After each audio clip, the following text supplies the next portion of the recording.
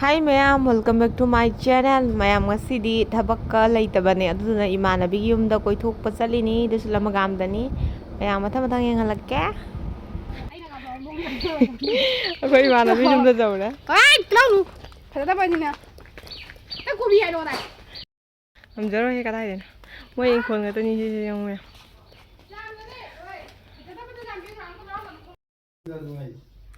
Monica yum yore mayam. Ha pothari. Ai lakpase late oire ba kaigina haidi thaba ama ma loisanbada. Ngasi Sunday so oire do tumbada su kara thengdokhare. Ngal waise yadabanina upai leite thabak su laitabnina kara thengdoe. Monica noi na pi de.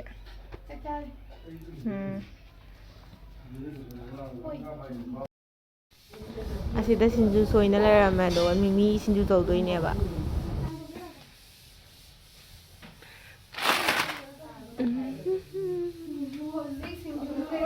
Achapat khara pubirakpani achapat yamdeda sum khaji khara pupurakpani Emanabigi yumda lakpani hai sinju se kobi yaudravani na khara mohamdi dawrani lekin engoda kobi tapakpuni moisigadi bazar mong chadena aina amurak chalure aduga adi dukan duga adi bazar kobi thoude duga second amuk khana chaludre tanna lairaktre duga Tamde yumda sum lawo.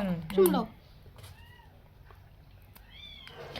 Asigi sinju sidi kobi yaudre Kobi shuni tana lerak tabagi. Duna asangba. Asangba to ni kogi si jubi jadoine.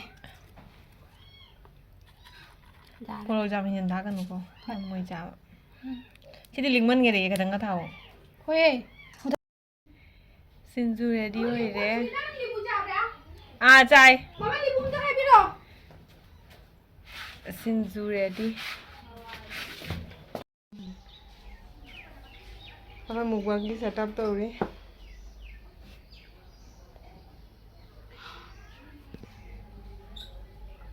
kari keno no se papar no se mom to ne akoi oswal da jirante oswal mande Soal kai doi mami ga khangde. Ai de phangba jabi.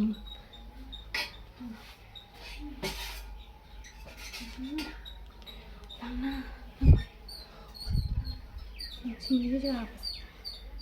mai du ha pa Dia na du. ase lo ha pa du gai cái mùi Lui ja ma de jeli buja. nang cha rồi Lui ja de. ô lối ha con du ngam moy ka dai din ani ka dang tham Ai sa dai na ba dum dam ja ni na. asumana ne mukbang tawai setup tawai dam tan mani Du tan man nge nang nai ngoi ta holi na ta. akoi yum da lao ai tau bi je jare di lo yare Apa je kai tham. Hai de dum ja. nuai tham Sidi. ising tham go ising ye wo wo sina Kora kani ya kani. Si de bi tha ga ni.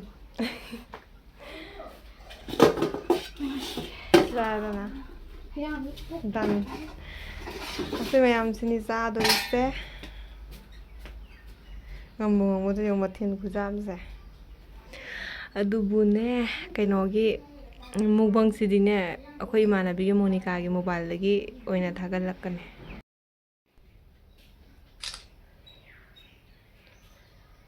akoi saba hodo mayam mukbang di Emanabi gi video thagalak Oi!